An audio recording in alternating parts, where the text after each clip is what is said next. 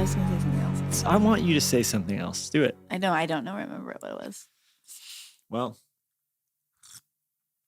it's going to be a long episode, honey. We got to think of some things to say. These microphones are recording our every thought, and these cameras recording our every movement. Hey.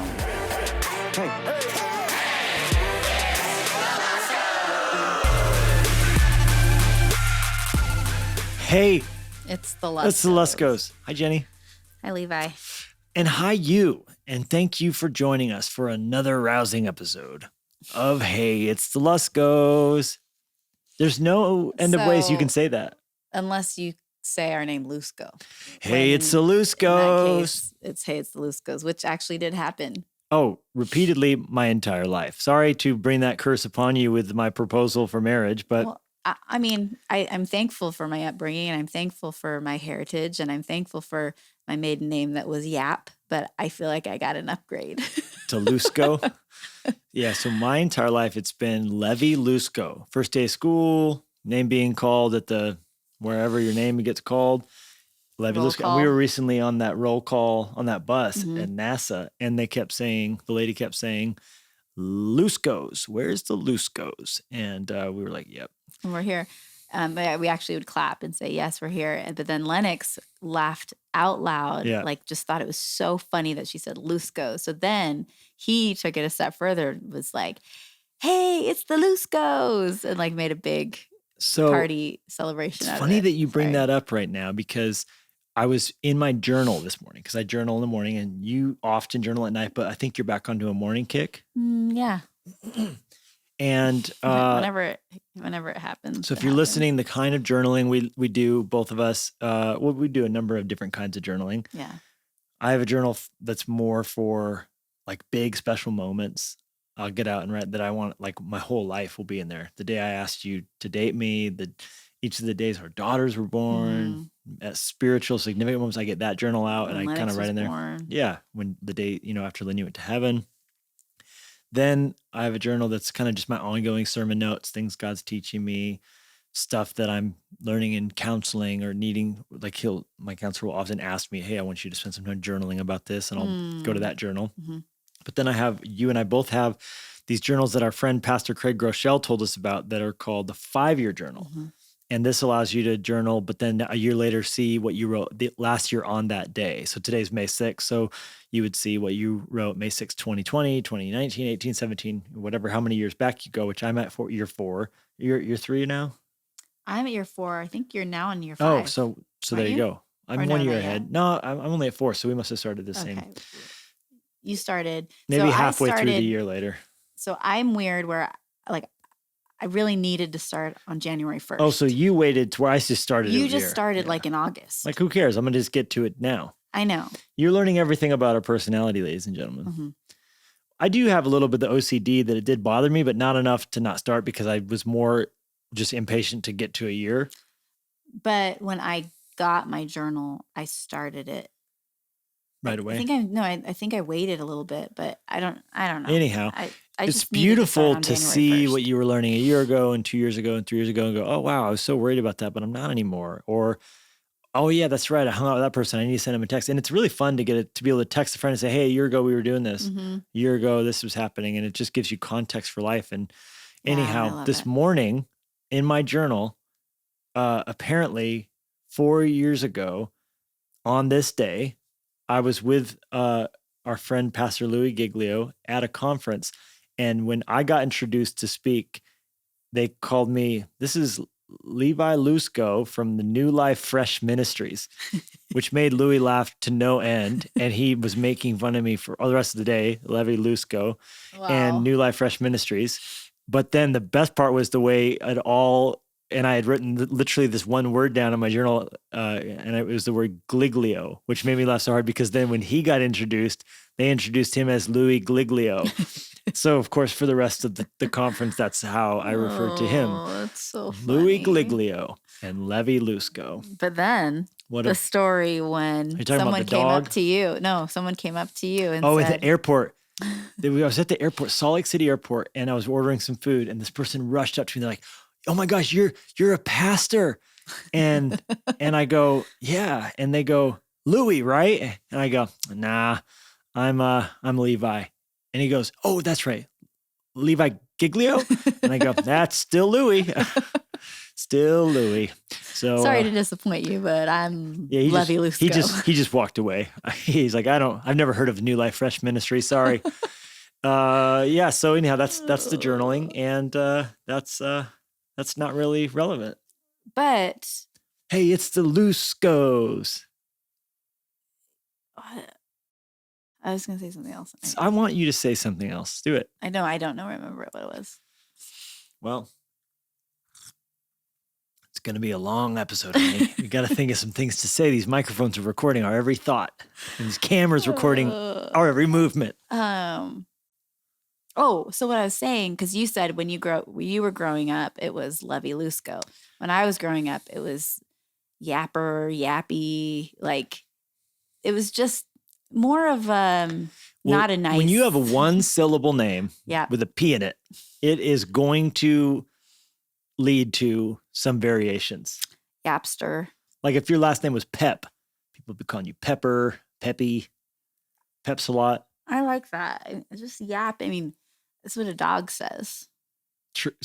Tiny little dogs. Yep, yep, yep. I remember meeting you, and at that time, Paul McCartney had just released a song, and one of the lyrics was, when she gets home, it's a yap, yap. Oh, yeah. And so I would always think about that. Oh, my God. But I like it. It's a positive association.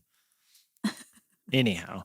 While we're on the list of things that are interesting, today being May 6th, which is a great occasion. Hopefully you enjoyed all your tacos yesterday for Cinco de Mayo. I wish we had a sound effect that we could release. What would it sound like? Like mariachi music? You know, when I was a kid, I don't remember Cinco de Mayo being such a big deal. I feel like as time's gone on, people have gotten more into it to where it's like a real thing. Yeah, but I also think with social media and true. All of the holidays, every single day is a holiday. Now there's May the 4th be with you, that there's an actual Star Wars holiday on May 4th, and then May 5th straight into Cinco de Mayo. It's really incredible. It's a corridor of holidays. I'm interested to hear what you think about this, because it's always good to celebrate. And our friends, Jay and Catherine Wolf, they say, don't wait to celebrate. Always celebrate. It's always celebration. Your message from church this weekend, throw a party. And that's good. But no, I said throw parties. Throw a party. Plural. Parties. Throw parties. Okay, so maybe every day is a party, but not every day. When you have to have a day to be planning the party. But when there's literally things every day. Too much. Like there's donut day, there's take your pet to school day. There's all these different day, holidays. Chocolate-filled croissant day, mow your yard backwards day. It just feels like tiring. Like, no, it's too much holidays. Like, we don't need to have every day doesn't have to be a holiday. That's right. Like, I mean, you think about May 6th is supposedly National Tourist Appreciation Day. Okay. That's a weird one. I mean, and it's a complicated one because, you know, we live in an area where there's a huge amount of tourists. Mm-hmm. And it's funny because I watch people who are locals or natives. You know, we didn't grow up in Montana, so we're not natives. We lived here a minute. But however, our children are. Ooh. 4 of them are. I was just trying to come up with a new vowel sound. And sometimes why. Sorry, it's just one of the sneaky vowels. It sneaks on through. I, O, U, Y. Exactly. Okay, so I watched, though, the local. See, I'm a native to Colorado. And in Colorado, you see people drive around with native stickers, meaning I was born here, which is a strange thing to, like, you have one thing to communicate to the world. And we're just like saying, I was here first. Yeah. I belong I'm better here. Than you because I've been here longer and I was born here. Yes, exactly. But I noticed that there's this general sense of like, don't tell everyone about how great Montana is and all the tourists and all the people coming in. And, you know, I understand that. But at the same time, you rely in areas on tourists because it is industry and it brings dollars in and no one minds spending the money that comes from those tourist dollars. So there is that tension. We love to hate the tourists, but then also we do, you know, rely on the income that it provides. Well, and we are tourists. like in different places. So it's like, why would we bringing it to Jesus is our heaven and our home and we're just passing through? I thought you were just about to burn us all, Jennie, with a big old Jesus juke. Not quite yet. I was saying, thank you. So what I'm going to say now is not going to be as amazing as what you just said. No. However, but we're all tourists to some extent because we all go somewhere and we're tourists somewhere. So it's like, why would we be so mean to people coming to us when we go somewhere else and should be treated the way we want to be treated? Jennie, it's all back to the golden rule. Well, we were just talking about this with Clover. All get along. Clover was saying how like, all these tourists, all these people moving from other places. I can't believe it. I'm like, well, sweetheart, she's a crotchety old Montanan. She is. She is a Montanan. However, no, but see, the real natives, though, would say, Clover's not a native because she's not like 7th generation. Like, you really know you're hardcore. It's like, you from here? Yeah, 5th generation. My great-grandpappy homesteaded this thing himself with his own 2 hands. Pulled the creek. John Deere. Pulled the creek from the John Cougar. John 3:16. It's like, wait, that guy's from Australia. What are you doing? What do you think that's... You see what I'm saying? Yes. So you're saying, but then those same people go to Arizona and ooh and ah at the Grand Canyon? But then, like you said, we are all tourists in this world. We're pilgrims. I'm not a tourist. With our hearts set on pilgrimage. I'm on a mission. I'm just trying to up you. I was trying to up your Jesus we're all, I was trying to substantially one up. Which you're very good at. Oh, that's not exactly a compliment. No, I'm saying like you're good at saying like, oh, I know this or I know this. Like, and I'm not saying that's a mean thing. Are you saying I'm a know-it-all? Nobody likes that guy. Okay, but you are a know-it-all, but you're a good know-it-all. That is not accurate. You've given me a lot to think about. Well, you always give me a lot to think about because I don't know all the things that you know. I like to think I'm a 45 spinning on an old Victrola. That's that song. Okay, so Jennie, John Wayne, Superman, California. We have a very special podcast in front of us today. Yes. And all around us at this very moment. And it will be as random as what we were talking about. I feel like our podcast episodes have been really fun. I loved last week, the resilience episode. How hard does life have to hit before you quit?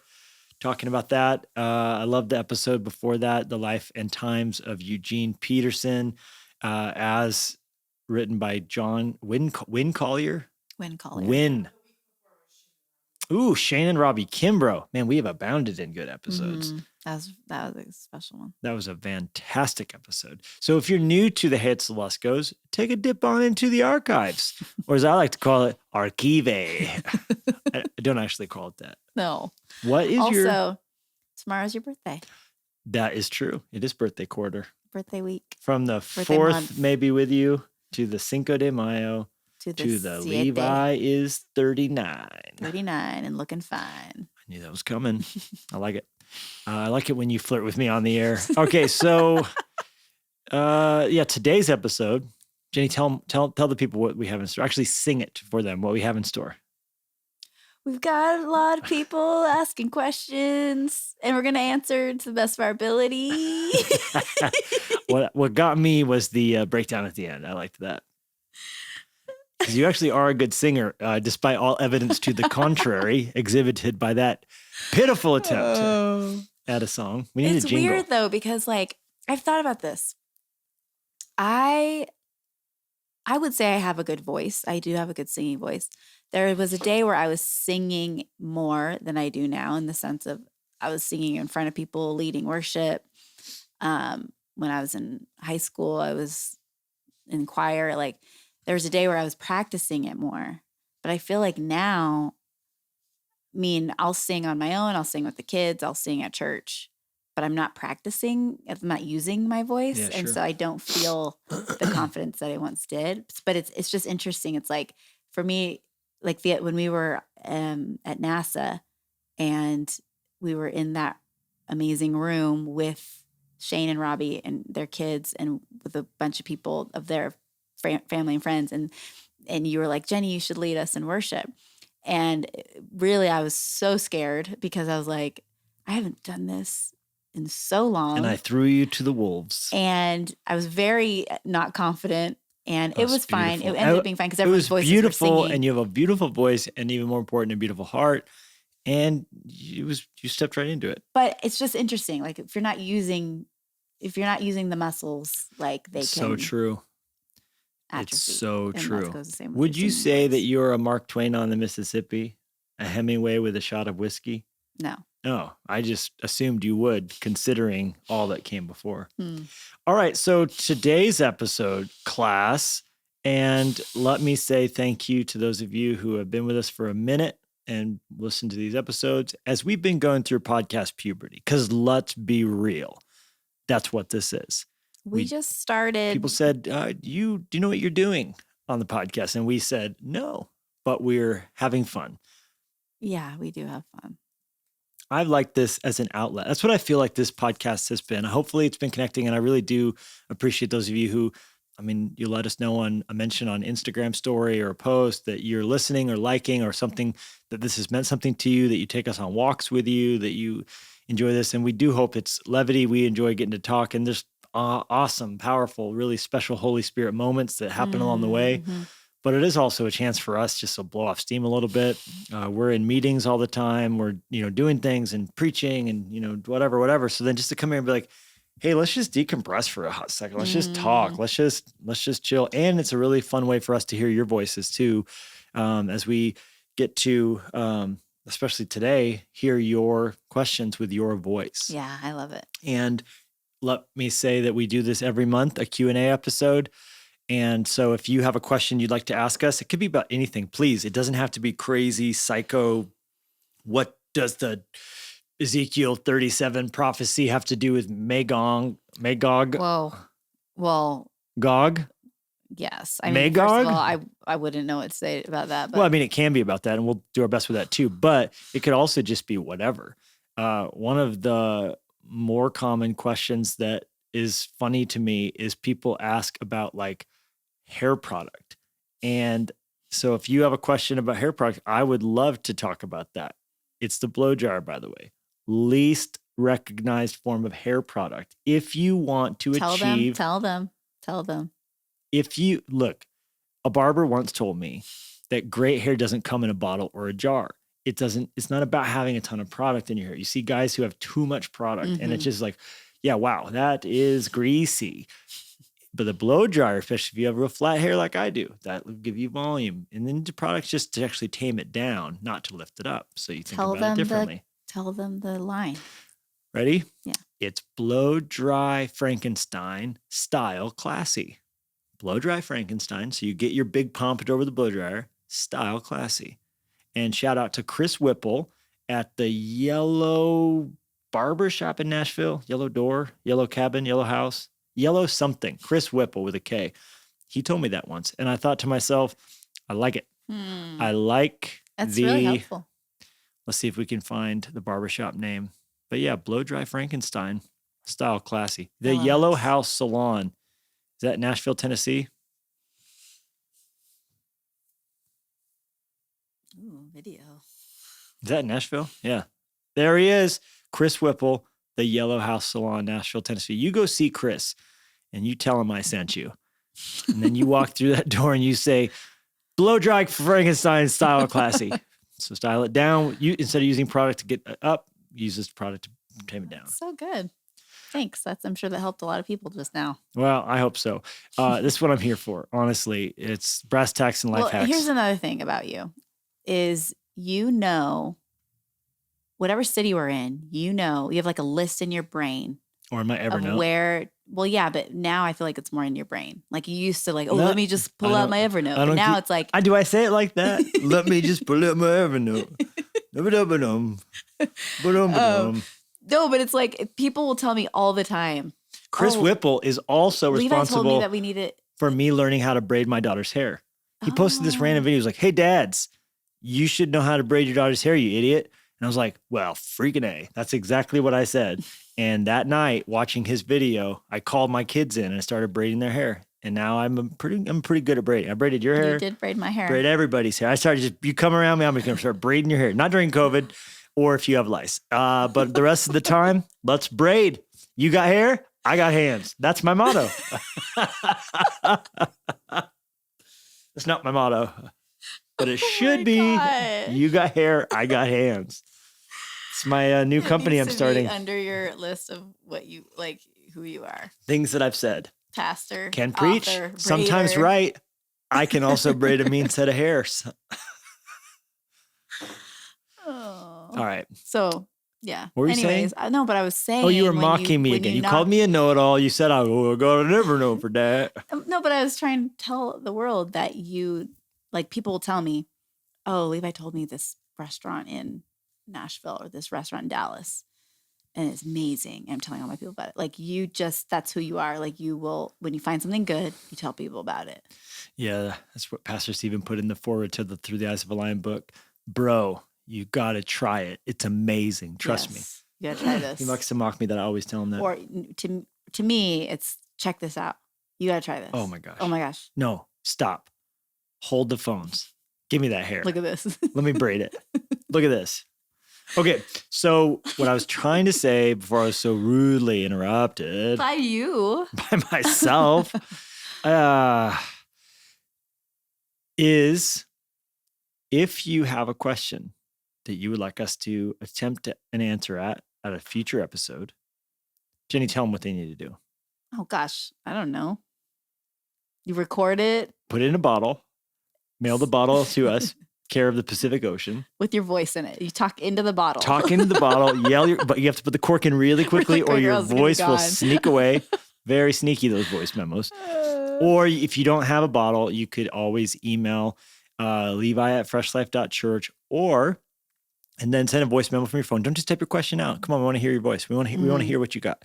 Or you could send us a voice memo on Instagramatron, which is the new app that Facebook owns. They spent $1 billion on it. Whatever, it's fine. And you could send us your voice memo that way.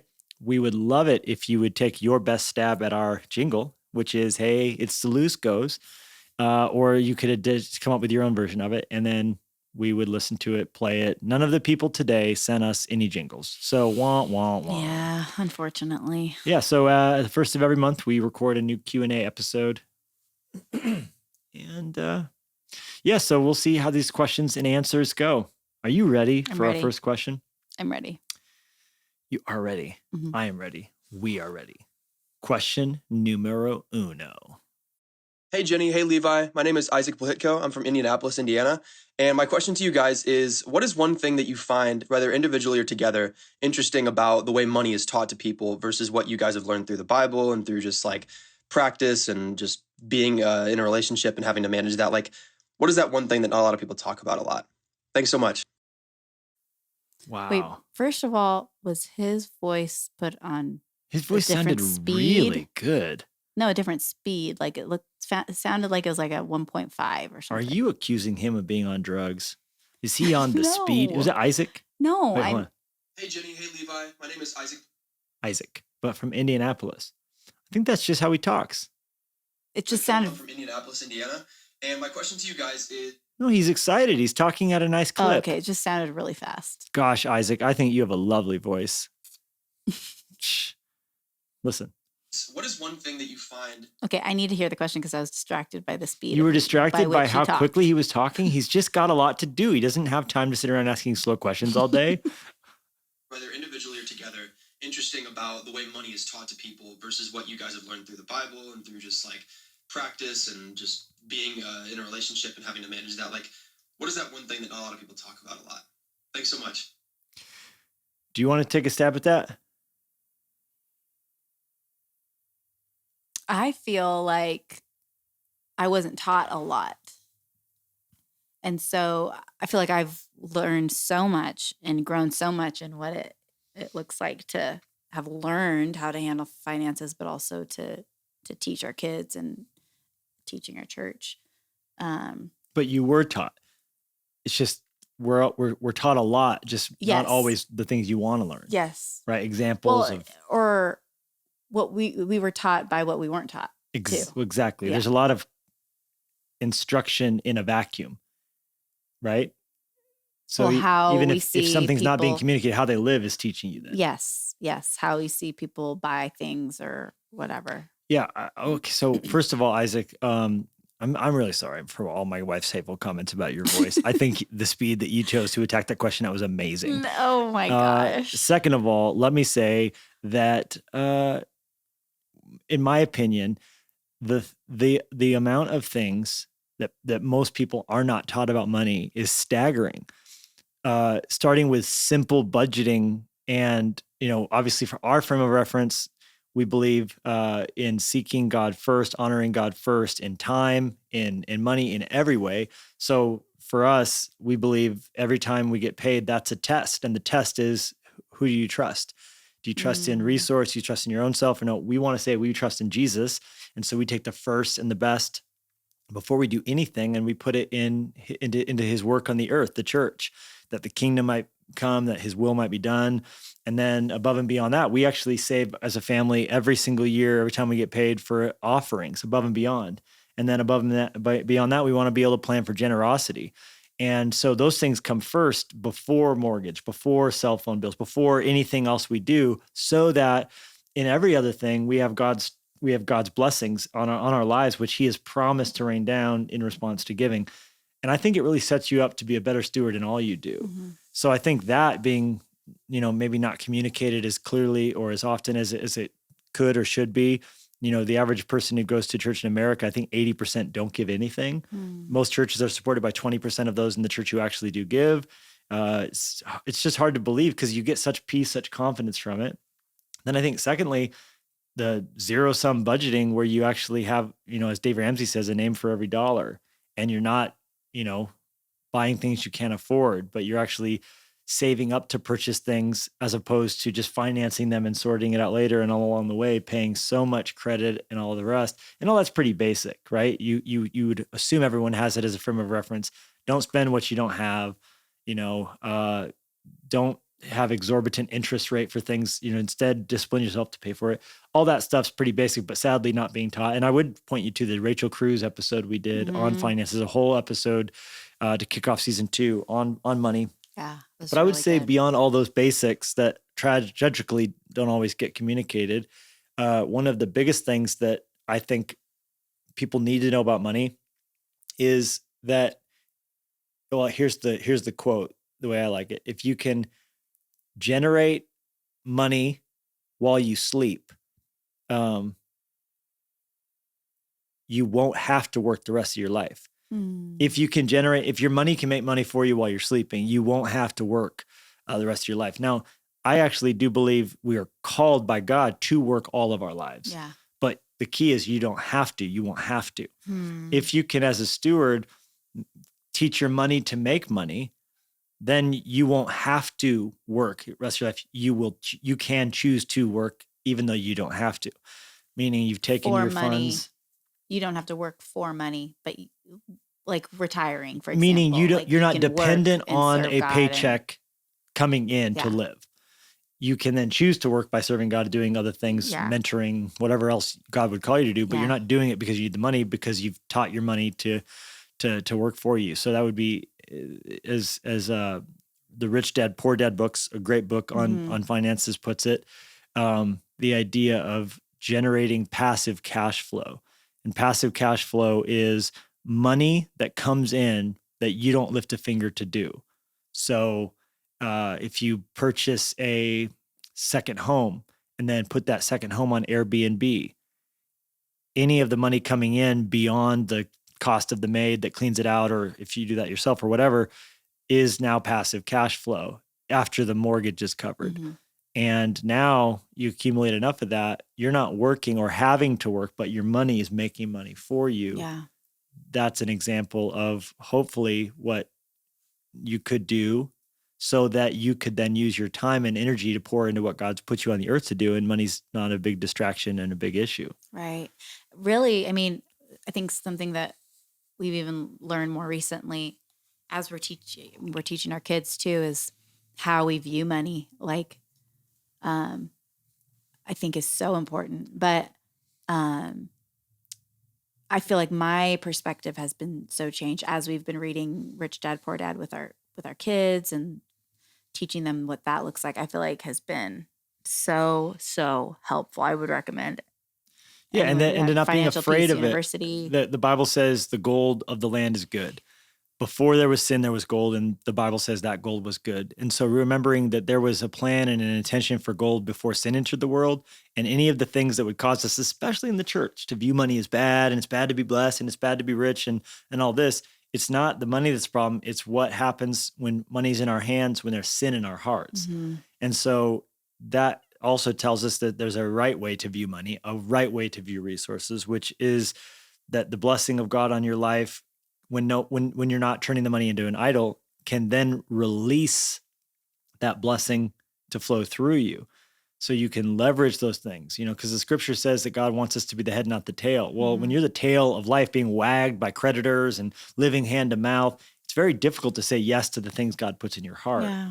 But when you're living, within your means and you're blessing and saving and contributing, then you can come to a place where you're the head, where God calls you to do something. You're able to do that, to meet that need, to rise up and do those things. Yeah. So yeah, just constantly an evolving thing and something we're learning about. And yeah, but I would just say, if that's overwhelming to you, that it starts small. Generosity, abundance mindset, it all starts small. So you don't say, when I'm a millionaire one day, you say, all right now, right here, I'm making minimum wage. I make $11 an hour, whatever it is.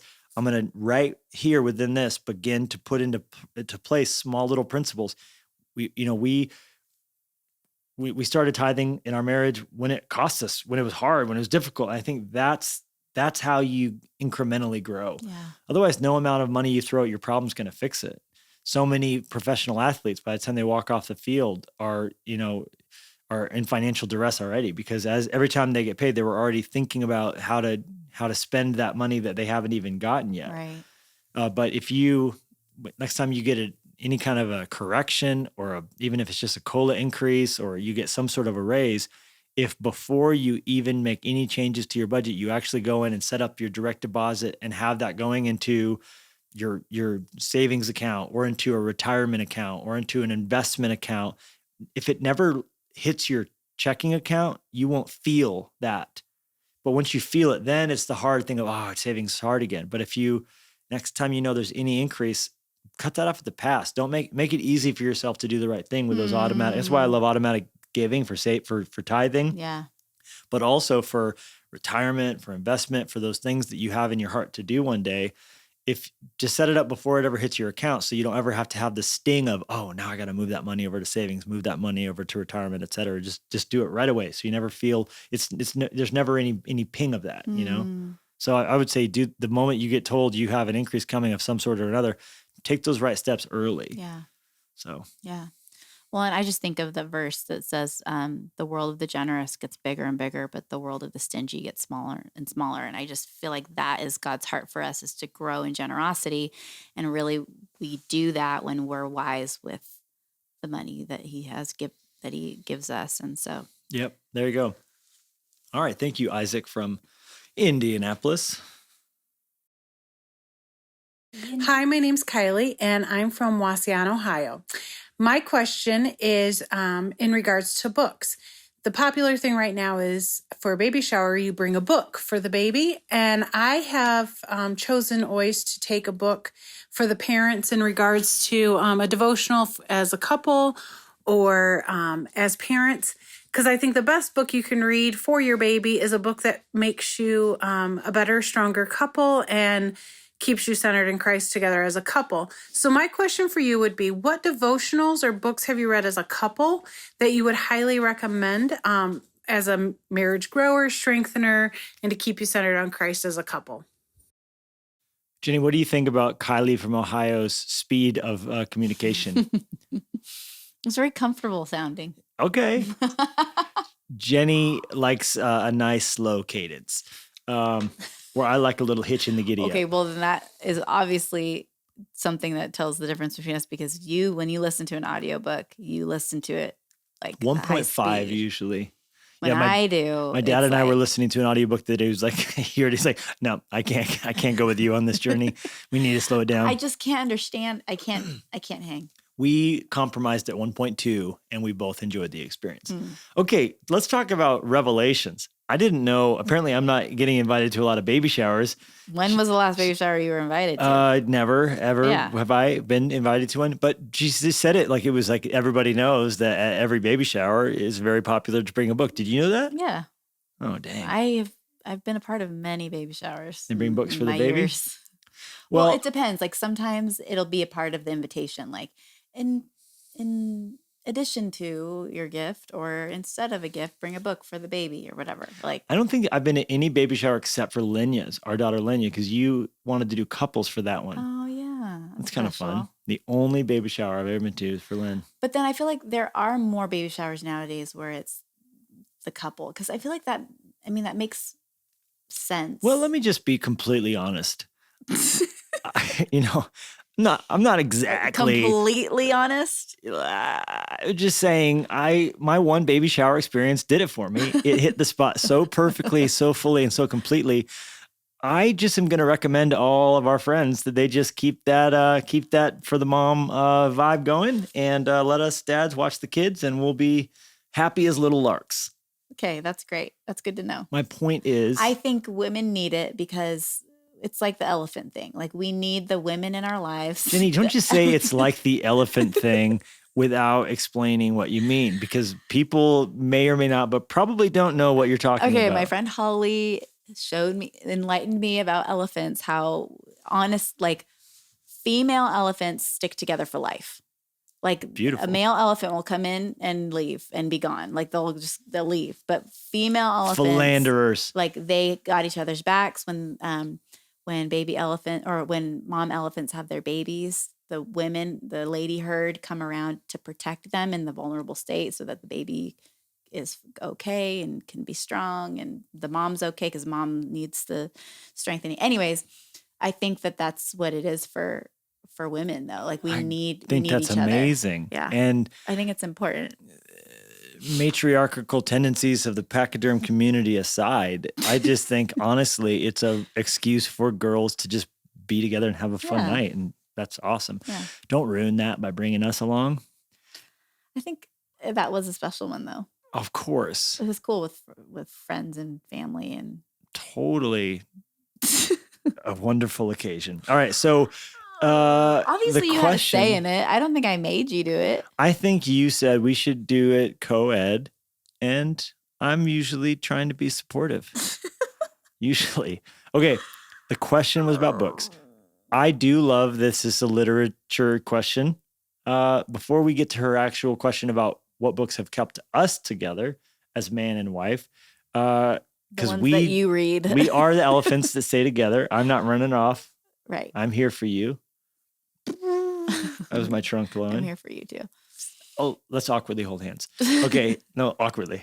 Very good.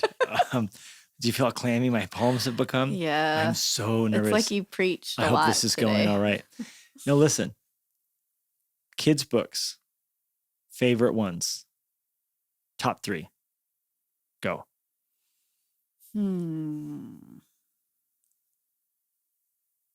Yours are going to be more whippersnapper. That's not a thing.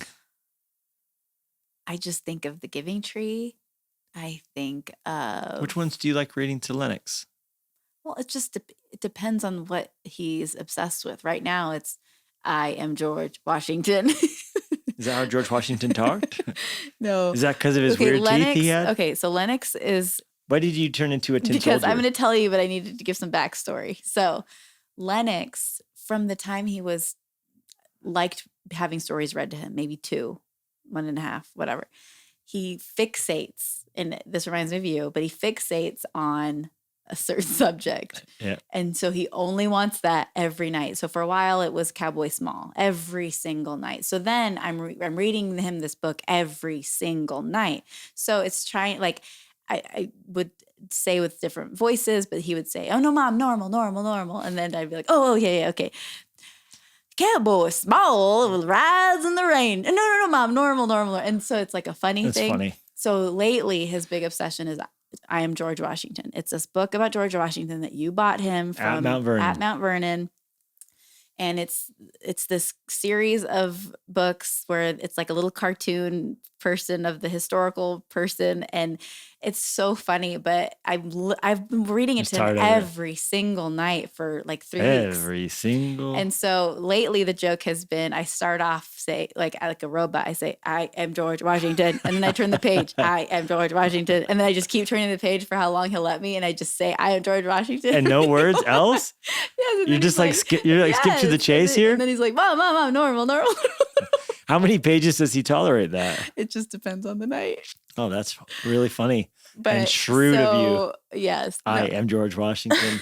But it's so, like, he won't let me speak in different, like, fun voices. He wants he wants it to be normal. He wants wants a straight Mommy, read. Normal. He doesn't want 1.5 speed. He doesn't want none of that. No. He's not honored by that. He wants just you to tell him about George Washington. And then, like, it's been Tim Tebow's kids' book, Party to Remember. And which always laughs at the same parts. Yeah.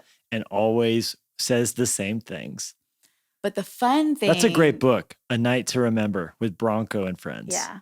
Very Another good. thing, though, that's fun is as you read the same books over and over again, like, he knows. So, like... every beat. Then there's days where it'll be, like, to keep it fun, it'll be like...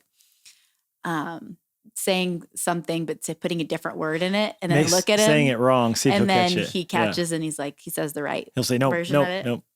And so anyways, that's fine. But what I was saying is, when you read the Bible every night to your kids, like, there's the getting that into their heart and knowing the stories. Anyways, so it's cool that we can give each other at baby showers that we're going to this week books that are significant. That is beautiful. And to think about, that's a time machine. If you give someone in your life a kid's book, let me tell you something.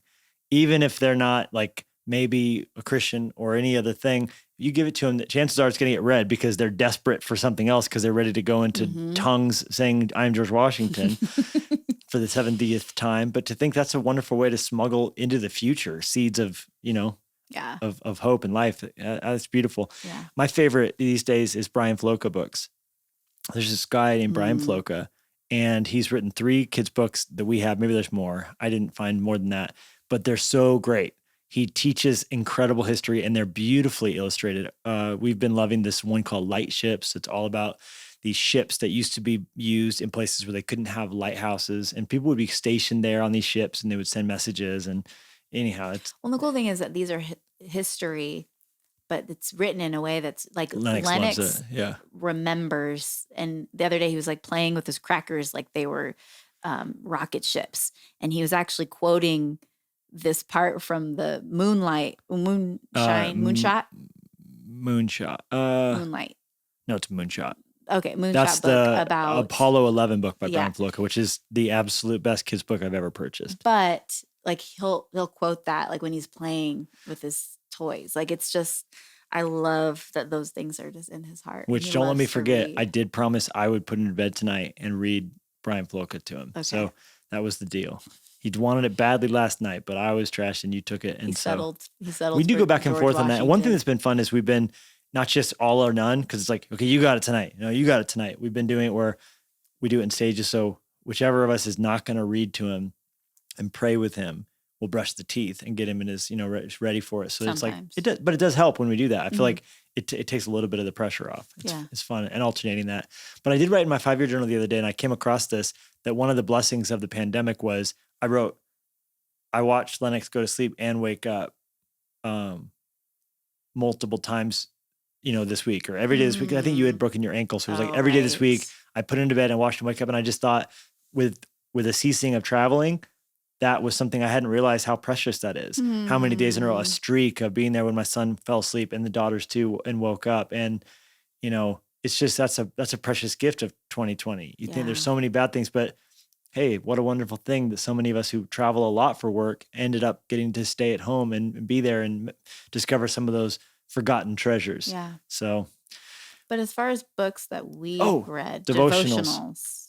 Well, we've done all the Tim Keller series. He's got the Wisdom of Jesus, the Worship of Jesus, and the Songs of Jesus, and then he's got the Meaning of Marriage devotional. And I think he just released a new one. Which we don't really read things together. Like the Meaning of Marriage one, we both we had one book and we would kind of go back and forth and we would read. No, but we would read them separately, but be able to talk about them together. Not the other Tim Keller ones. You read that one year and I read that another year. I'm just saying that when we say we've read through them, we're not saying that we read through, like we read them together is what I'm saying. Jenny's calling me a liar on No. television. I'm just saying what it might feel like if you're hearing us. We're not saying we sit down and read a book together is what I'm saying. Because that might But when we do a devotional, let's play patty cake.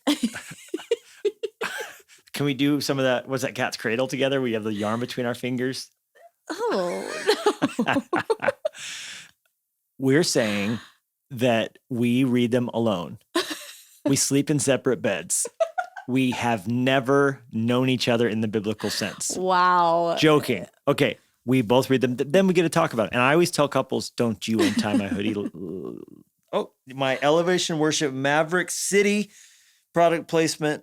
Old Church Basement hoodie. By the way, ladies and gentlemen, if you have not listened to this new record by Elevation Worship in Maverick City, it is a banger. So good. What's your favorite song?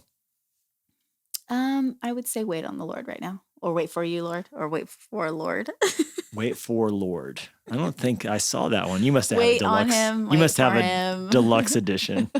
Wait for Lord. With Jennifer Yap. Yap. Wait for you. Okay, so I love the Million Promises one. 1, 2, 3, 4. I declare. I can't even count them all. That's a great record. Okay, so you would read them, I would read them. We'd have a chance to talk. Like as the day goes on, did you love this? I love this. This verse was great. Yeah, it was amazing. And then Daily Light, we did that. Focus Life, we did that. Mm-hmm. But you and its Focus Life different. Like here's what happens to be. This is the truth. You're gifted a devotional, you buy a devotional, you do it yourself. And then I'm like, ooh, I want to do that too. But we don't do it together. I wait for you to finish. And then I wait for you to finish. Like right now, you're reading through an amazing devotional. And I'm really excited for the day that I get to. But we have read lots of them together at the same time. we did Focus Life together. We did Daily Light together. We did Daily Light together. 1,000% we did. Not the whole thing. Maybe like 3 out of the 100. Daily Light? Yes. We did that on the same schedule for like 2 years, right after Lenny went to heaven. 2012, 2013, 2014. So maybe that's true. But you have forgotten. The pain of childbirth has caused you to forget the joy of living with me. I'm telling you. But we have done some YouVersion. Have we ever gone on a date? Have I not been good to you? You've been very good to me. Have I not given you? I never buy you flowers, but you don't seem to care about flowers. You don't write notes anymore. I don't write notes anymore. On this podcast, we're having it out. I don't write notes anymore. What do you mean? You don't write me notes anymore. Anymore ever? Yes. What about text messages? Emails?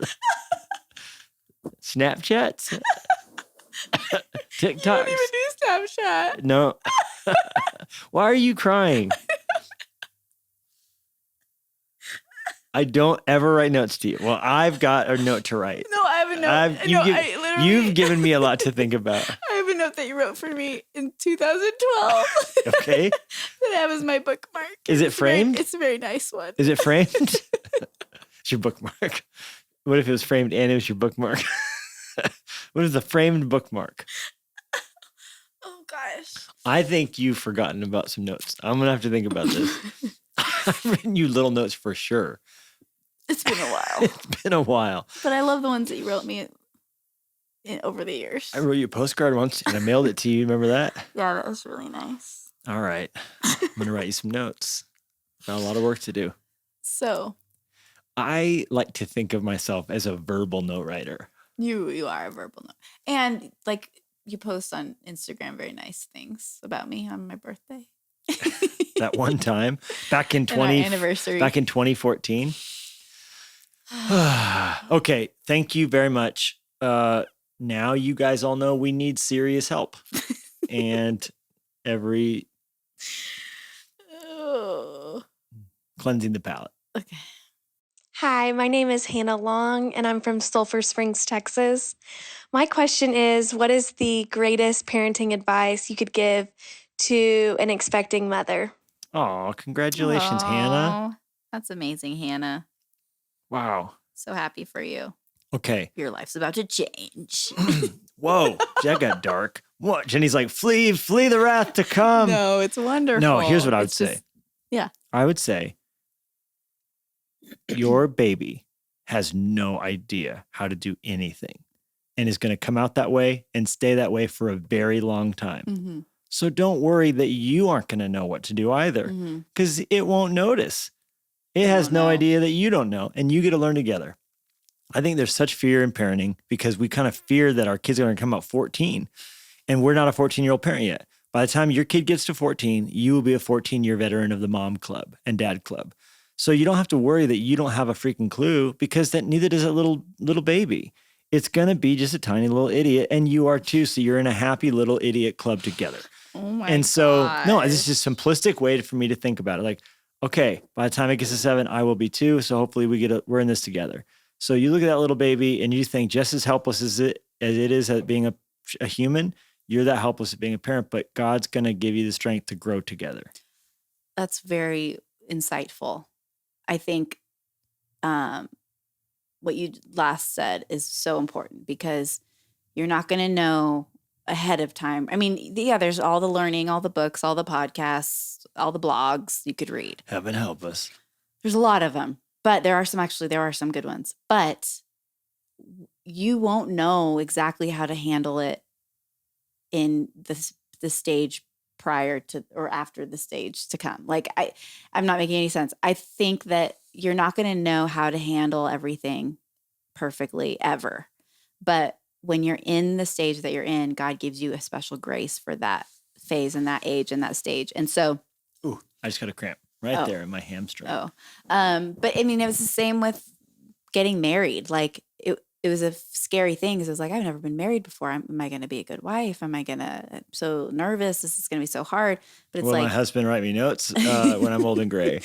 But you get into it and you feel like, okay, God's nearness in this age and this stage. Like, I think the whole point is that we're trusting God and we're dependent on Him for every age, every kid, every stage, because we can't do it on it. Yes, we're going to have, hopefully, ideally, a crew of people around us who are older and wiser and who've gone through life, and you can look to them and ask them questions. But really, it comes down to the wisdom of God, where you're just asking Him, God, I need help in this situation. I need help in this phase that I'm in with a 15-year-old. I need help in this phase with a boy who's 3, who've never had, what do we do? Like, and so it's who likes to stab pens through our upholstered cushions on our, And just now we were cleaning off peanut butter and jelly, because instead of eating his peanut butter and jelly, he was squishing it in his hands like it was Play-Doh. With raging fury. And putting it in his hair. So it's like,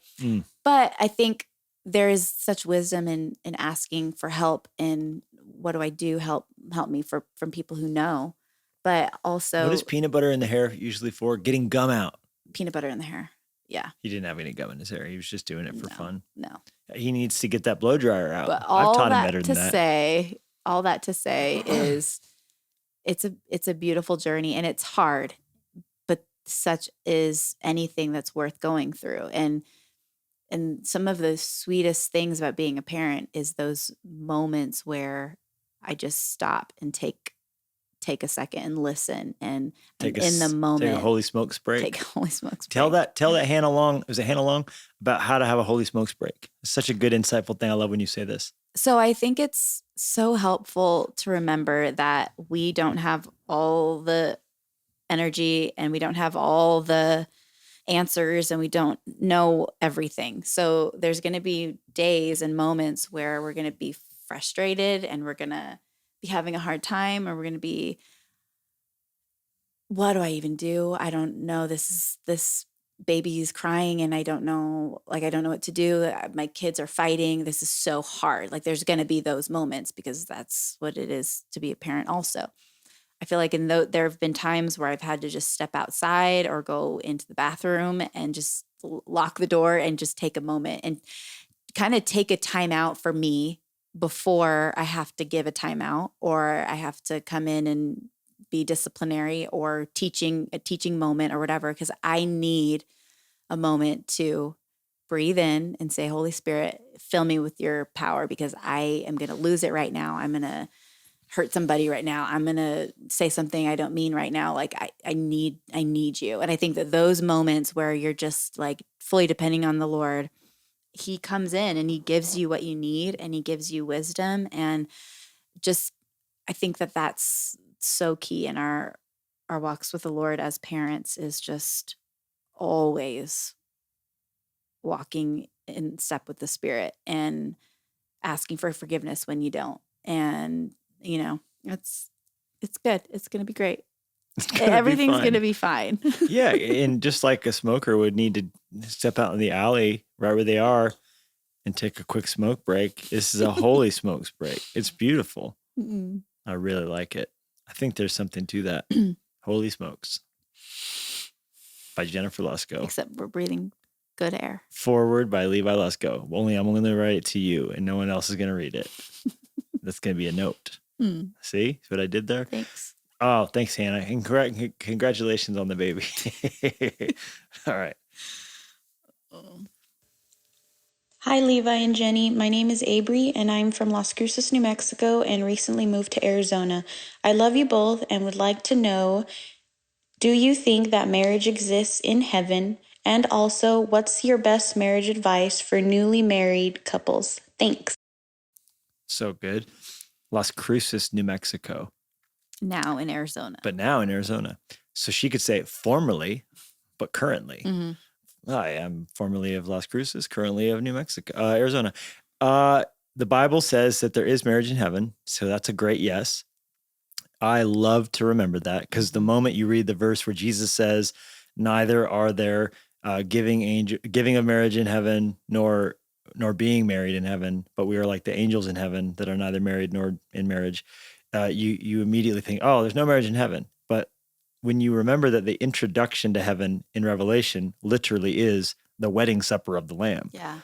So we don't understand it completely because we know now partially, but then we will know fully. But what the Bible does tell us very clearly is two things. Marriage in heaven exists, but it is not like the marriage we have now. But everything in heaven is unlike what we have now because it's better, not worse. Yeah. So richer, not poorer. Right. So if a seed goes in the ground and comes out a flower or a tree, the seed was responsible for what it led to, but is now fuller, the vibrant example of it. So heaven's a grape and earth is the raisin. Raisin's technically a grape, but goodness, if you had a choice between the two, I think you're going to pick the grape, right? So heaven is a raisin, only not dehydrated anymore. The richest, fullest, most vibrant expression of whatever is now. And yet in heaven, we're still who we are. God's the God of Abraham, Isaac, and Jacob. They had been dead for thousands of years when Jesus said that. So they still were Abraham, Isaac, and Jacob.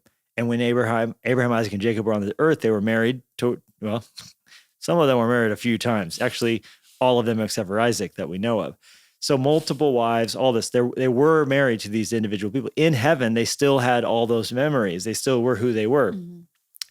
And so in heaven, I don't think Jacob still was running around with Bilhah and Zilpah and Leah and Rachel, but he is in a marriage with all those individuals, with Jesus. Mm-hmm. And so it's richer, it's fuller, it's different. We can't get our heads around it. So no, I don't think it's going to be exactly like Jennie and I in a house, in a structure with, in heaven like that. But you can't so dogmatically think about it because we're also able to fly in heaven, and we're in heaven able to walk through walls because we're resurrected bodies like Christ, but we're also working and doing things.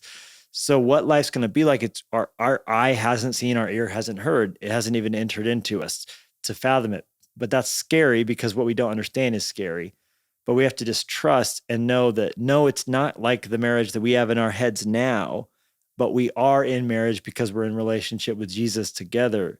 So it's going to be richer and better, even though it doesn't, we think it's bad automatically because it's just not what we know. Right. Well, it's like that picture of, I forget who it was preaching it, but about a baby in the womb. Like, this was Bishop Jakes. Okay. But you trying to tell baby, like, oh gosh, you're going to love it out here. It's amazing. Trying to explain, like, they would want to stay in the womb. Yeah, because it's comfortable and it's safe and it's easy and they're eating food out of their belly button and they don't have to do anything. Oh, I wanted that right now. Just as you were saying, I was like, eat food out of the belly button. That sounds fantastic. Oh my gosh. But there's that level, like you're saying, of not understanding. Like, we just can't comprehend what that's going to be like. And I think, sadly, so many of us, even just our perception of heaven, like how I grew up, my perception of heaven was, I'm not ready to go to heaven yet. I'm just going to be singing the same songs. And like, it was kind of more of a scary thing. Like, I don't want to go to heaven yet. I want to live my life. Totally. Well, Bishop Jake says if we actually understood what heaven was really going to be like, he said it would be the opposite. He said we rejoice at births and we weep at deaths. But for a Christian, we should weep at births and rejoice at death. Because when they are born, they're coming into a broken world. Weep for them. But when they leave this world to go to heaven, he said we would rejoice if we knew what they were going into. So it's just in the dying hour is actually the birthing hour, and the birthing hour is actually the dying hour. It's all upside down in this kingdom. Yeah. So that's the first half of her question. The second half was marriage advice. Baby advice? Marriage advice for newly I like to married think that the strength of our marriage has always come from our correspondence. Just the way we've been such pen pals. All right, moving right along. Hello, my name is Josh from Windsor, Colorado. And the question I had for you, Levi, is what is your favorite book that you've read outside of the Bible? And I wanted to ask a second part to that question, and that's what is something that you do to encourage yourself when you're going through just a hard time in your life. Love the podcast, love your show, and I'm currently reading Take Back Your Life, and it's a phenomenal book. Congrats, bro. Oh, Josh, thank you so much. What a rough question. Favorite book outside the Bible? Oh man, good luck. That's just such a hard question. After I finish this, I'm going to let you know what my favorite child is. And then I'm going to tell you which is my favorite staff member on our staff. And then I'm going to, after that, tell you what the marriage situation in heaven's going to be like. These are impossible questions, of course. I'll tell you a couple that have really, really marked me. And what was the second half of this question? Habits? How do you encourage yourself when you're going through a hard time? I call Jennie. Say, sometimes. I do call you. Do I not call you? In 2012, I called you. Is that what you're saying? No, I'm saying sometimes you'll get encouragement from me. Sometimes you'll get. You always encourage me. Are you kidding me? Or I'm not on the same wavelength and I'm like telling you about Lennox. You're my number 2 wonderful counselor. After the Holy Spirit, it's immediately to Jennie. Let's see. Some incredible books that have really marked me for life. On Being a Servant of God by Warren Wiersbe. Rut of Revival by A.W. Tozer. Mere Christianity by C.S. Lewis. Those ones marked me at Tale of Three Kings by Gene Edwards. Those marked me profoundly when I first began following Christ. So that's the spiritual category. In the leadership category, definitely Blue Ocean Strategy, The Power of Moments by Chip and Dan Heath. Switch, How to Change When Change is Hard, also by Chip and Dan Heath. Delivering Happiness by Tony Hsieh, the late, great Tony Hsieh. And then that's more leadership. Anything by Godin, Gladwell. On the writing creation side, The War of Art by Stephen Pressfield. On Writing by Stephen King. On the history side, everything David McCullough has written. So many good books. But encouraging myself in the Lord. The journaling's huge. Literally speaking to myself, and then calling Jennie. Josh, you can do 2 of the 3.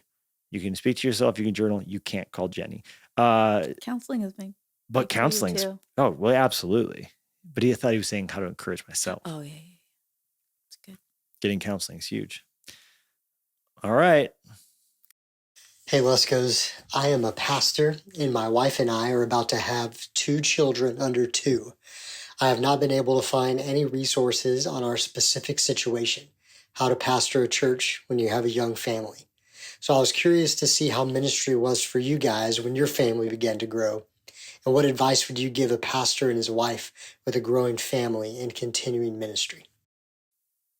I don't think we got a name. What would you say, Jennie? I would say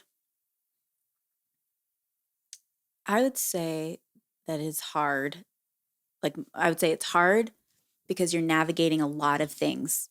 And I don't know how long you guys have been married, but I know we were 3 years married, had a baby, and we were planning a church. And that's hard. And I think because you're getting to know each other still, and you're seeing, you're going through just little life things together and big things together, and having babies together, learning what parenting is, and then leading people, and not just being a leader. You're the leader of a church and organization, and so it's hard. And so I think that one of the greatest things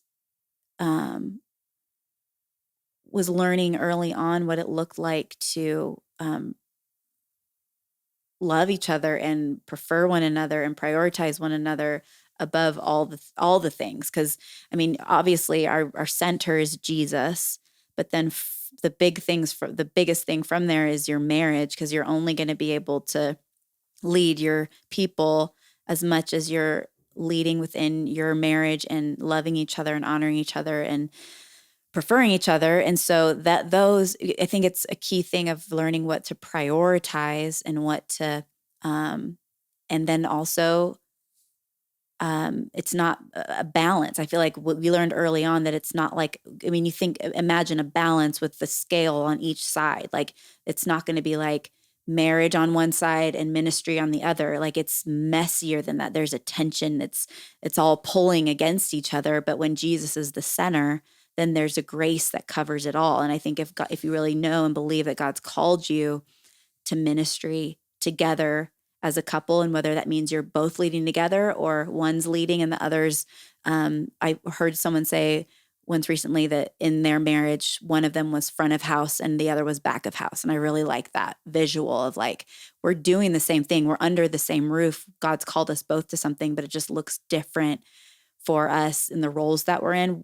I feel like regardless of what God has called you to within the ministry, it's knowing that God's called you to it, and that it's not going to be perfect and well organized. And I mean, maybe it will be if you both are that way, but it's more messy.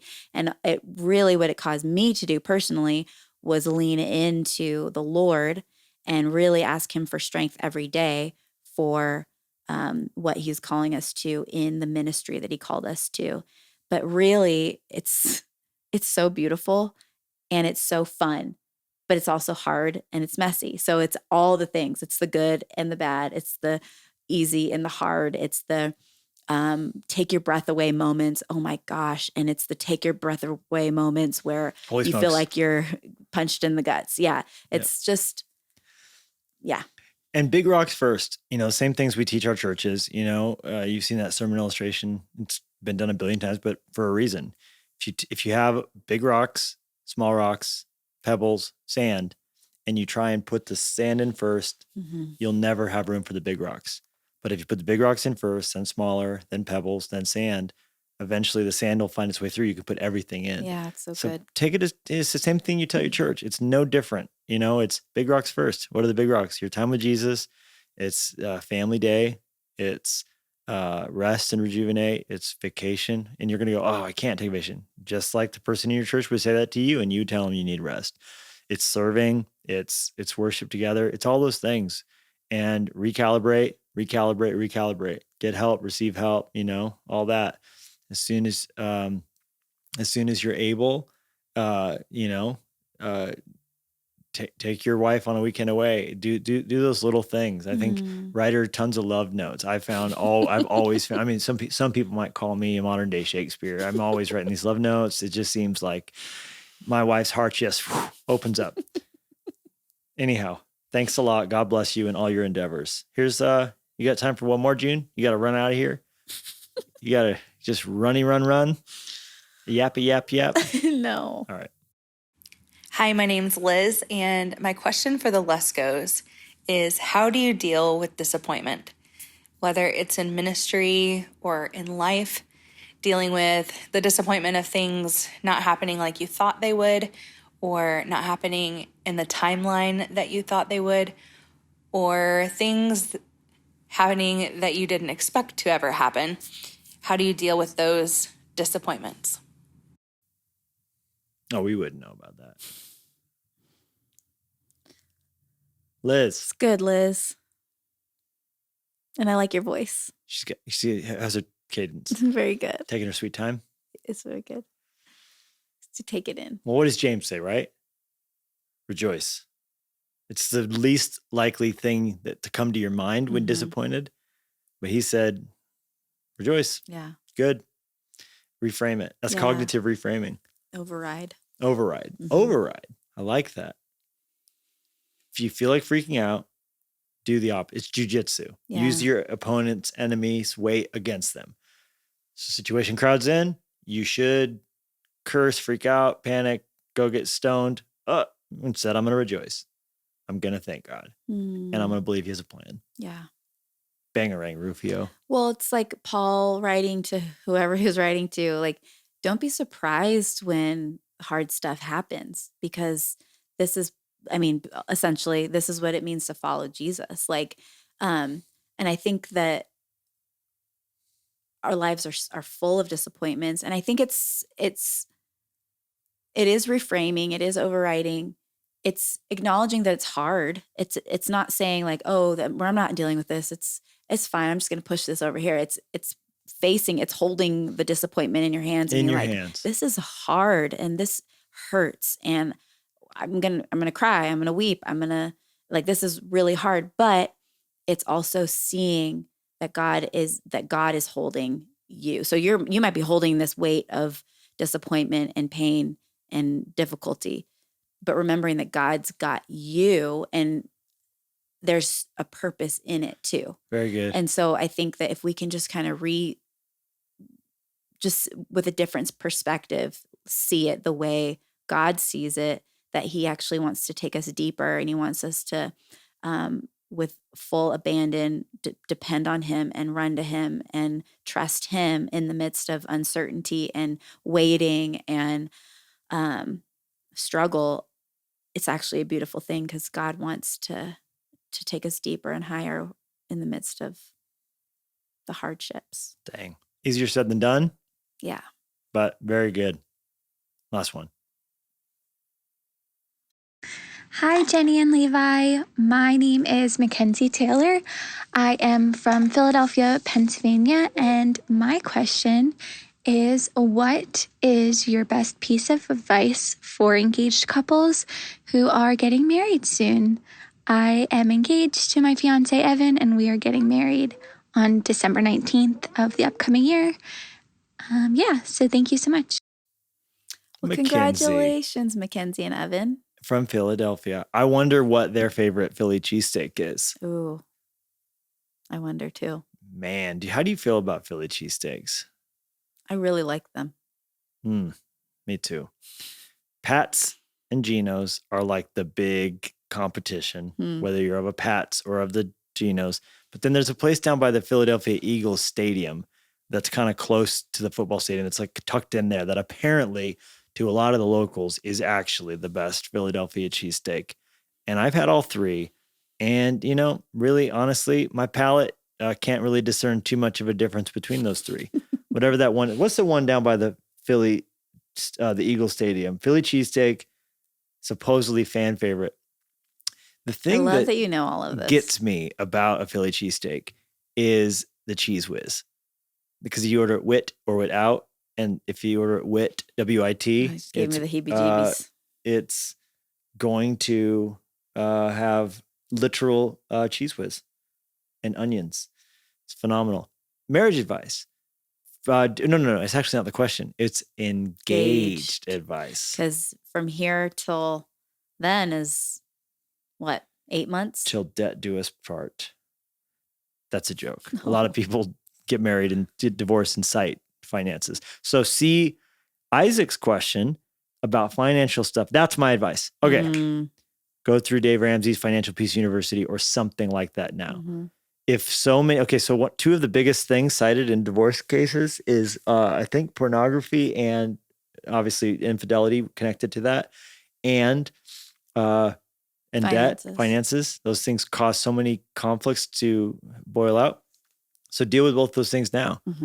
Flesh out those issues now. Deal with your addictions, those strongholds, root those out, and get on the same page financially. Cut a lot of those fights off at the past. That would be the advice, other than just enjoy it, because you'll never be engaged again. And this is something to really just love and walk in. And everyone spends so much of their time without kids thinking about kids, with kids, when my kids walk.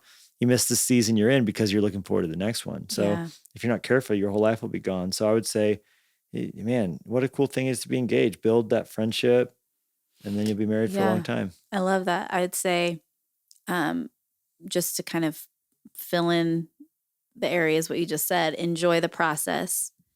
That was one of our things that we would tell each other in the midst of planning and craziness. What's the other thing we always used to say to ourselves during our engagement? Don't make out. No, it was not no, but not now. Oh yeah. It was like we would just want to have sex when we were engaged, and we would be like, not no. So the feelings we have are good and right. Just not now. Just not now. Yeah. Don't make out. So that was what you would tell me. Don't make out. Don't make out with me. So I would say enjoy the process. Equip, like what you're saying. Equip yourselves for your future. And I think that those are both very good things financially and just purity wise. Like, yeah, keep your hearts pure and go back. Google top Philly cheesesteak, Philadelphia. I'm still on this a little bit. We're Googling even now. Yeah, of course, Pat's and Geno's comes up. Did you Google in Philly? Okay. And do you see? Okay, now let's look at the stadium, that map. That's kind of good. Just trying to find that stadium. It's right by the Eagles where they play. Yeah, it's not Jimmy John's. That came up. Love that New York pizza at Sbarro's. Michael Scott. Maybe it's Tony Luke's. It might be. Is there one right by the stadium?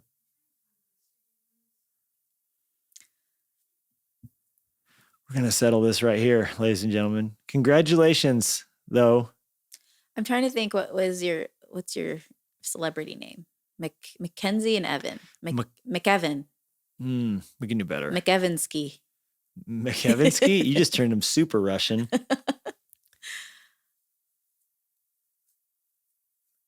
Yeah, it's hard.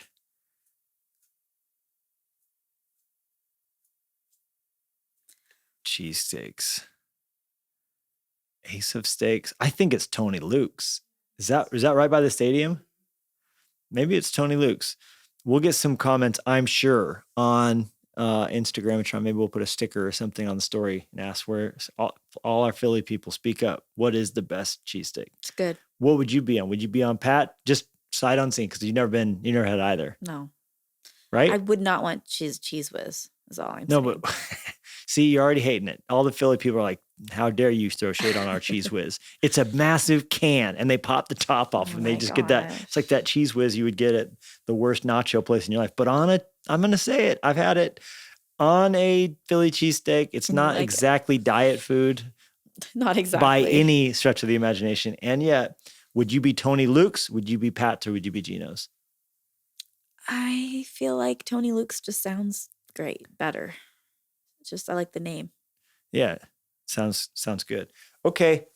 What was the other food they really have in Philly? What's the other food? I mean, obviously they're known for their cream cheese. I'm trying to remember any other food I ate in Philadelphia. I know when I went there the first time, I was shocked by how much I love that city. Because I never really heard like, oh yeah, you got to go to Philly. You know, you obviously see it in Rocky Balboa and the steps.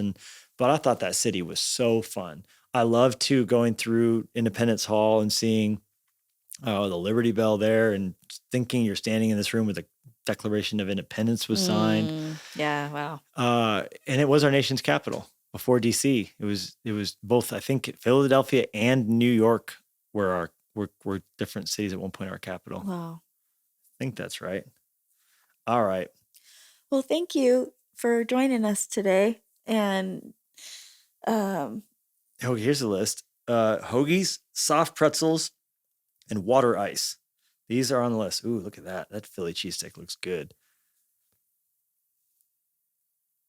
Are we done? You tell me. Are you done finding the food in Philadelphia? I got highly distracted. But yeah, we do thank you if you're still with us at 79 minutes and 43 seconds, you deserve some kind of a medal. Yeah, honestly. No one's listening to this right now, Jennie. They tuned out 37 minutes ago. This is just you and me now. Well, let's give a treat for the people who are still listening. What's the treat? The treat? Something we've never told anybody before. Oh. I am not left-handed. No, that's not it. What? You're pregnant? No. What's that treat? Oh, I was just going to tell the person listening just how loved you are. And I just wanted to pray for you. I love it. Let's do it. Lord, I just thank you so much for this person listening. And we just pray for your grace to cover them. And we pray that whatever they're facing right now, that they would see it from a new perspective and see it from your perspective and see that you love them and that you're in control and that you're holding them regardless of the disappointment and the pain and the struggle that they might be holding. And I pray that they would release it to you, that they would see your goodness in the land of the living, that they would see your faithfulness. I pray for your favor on them in a special way this week. And we just lift them up to you for your glory, for your name, for your fame. In Jesus' name, amen. As good as that prayer was, Jennie, I don't think it's going to cut it. When you tell the people there's a treat, here's the treat.